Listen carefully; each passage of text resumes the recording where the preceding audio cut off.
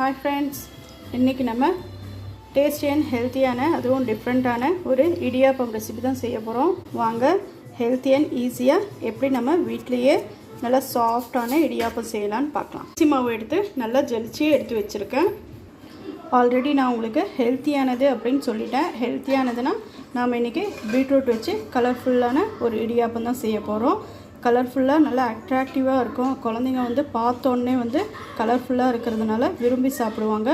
வாங்க இந்த பீட்ரூட்டை வச்சு நம்ம சூப்பரான இடியாப்பம் எப்படி செய்யலான்னு பார்க்கலாம். இதை நம்ம மிக்ஸி ஜாரில் போட்டு நல்லா கிரைண்ட் பண்ணி இதோட ஜூஸை மட்டும் தனியாக எடுத்துக்கலாம். நம்ம பீட்ரூட் ஜூஸ் எடுத்தாச்சு. இப்போ இதை வந்து நமக்கு எவ்வளோ தேவையோ அவ்வளோ ஜூஸை மட்டும் எடுத்துக்கிட்டு இதை வந்து லைட்டாக கொஞ்சமாக உப்பு போட்டு லைட்டாக சூடு பண்ணி எடுத்துக்கலாம். நம்ம வந்து கை சூடு வந்து பொறுக்கிற அளவுக்கு சூடு பண்ணிக்கலாம். பிசைகிற அளவுக்கு வந்து எவ்வளோ முடியுமோ நம்மளால் அவ்வளோ ஹீட் பண்ணிக்கலாம். நல்லா சூடு பொறுக்கிற அளவுக்கு நல்லா ஹீட் பண்ணியாச்சு. இப்போ இதை கொஞ்சம் கொஞ்சமாக ஊற்றி வழக்கமாக வந்து இடியாப்பத்துக்கு மாவு பிசைகிற மாதிரி பிசைஞ்சிக்கலாம். ஒரேடியாக ஊற்றிடாதீங்க, கொஞ்சம் கொஞ்சமாக சேர்த்து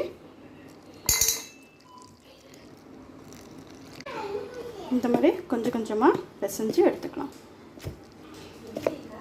இதில் நான் உப்பு கொஞ்சமாக சேர்த்திருக்கேன்.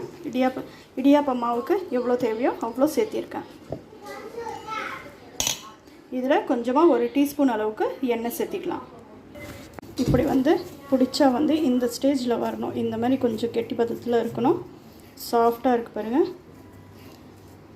நம்மளோட இடியாப்ப மாவு ரெடி ஆகிடுச்சு.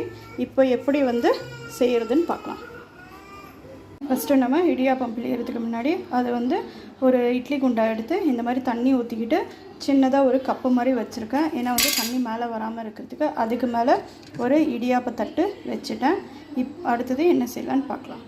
பாருங்கள், இடியாப்பம் வந்து இன்றைக்கி நான் இதில் தான் பிழிய போகிறேன். வாங்க எப்படி செய்யலான்னு பார்க்கலாம். இடியாப்ப மாவு ஒரு கைப்பிடி அளவு எடுத்து இந்த மாதிரி ஷேப்பில் செஞ்சுக்கலாம். அப்போ தான் வந்து உள்ளே போடுறதுக்கு ஈஸியாக இருக்கும். இந்த மாதிரி போட்டுட்டு இப்போது நம்ம பிழிஞ்சிக்கலாம். பாருங்கள், ஒரு கைப்பிடி மாவு எடுத்திங்கன்னா ஒரு இடியாப்பம் எவ்வளோ சூப்பராக வந்திருக்கு பாருங்கள். அதே மாதிரியே எல்லா இடியாப்பத்தையும் பிழிஞ்சு எடுத்துக்கலாம். பாருங்கள் எவ்வளோ மெலிசாக வந்திருக்கு அப்படின்னு சொல்லிட்டு.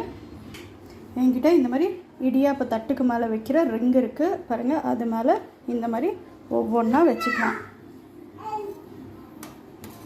இது மேலே ஒரு ரிங்கு வச்சு அது மேலே நம்ம பிழிஞ்சு வச்சுருக்கிற இடியாப்ப தட்டை ஒவ்வொன்றா இதே மாதிரியே அடுக்கிக்கலாம். பாருங்கள், நம்மளோட இடியாப்பத்தை அழகாக பிழிஞ்சு இட்லி குண்டால் இந்த மாதிரி அடுக்கி வச்சுருக்கோம். இப்போ இதை மூடி ஒரு 10 மினிட்ஸுக்கு வேக வச்சுக்கலாம். பாருங்கள், 10 மினிட்ஸ்க்கு அப்புறம் ஓப்பன் பண்ணுறோம். நம்மளோட இடியாப்பம் பாருங்கள் இவ்வளோ சூப்பராக ரெடியாக இருக்குது அப்படின்னு சொல்லிட்டு இப்படி தொட்டால் கையில் ஒட்டாமல் வரணும். அவ்வளோதான், நம்மளோட இடியாப்பம் ரெடி ஆகிடுச்சு. நம்மளோட டேஸ்டி அண்ட் ஹெல்த்தியான பீட்ரூட் இடியாப்பம் எவ்வளோ சூப்பராக ரெடியாக இருக்குது பாருங்கள்.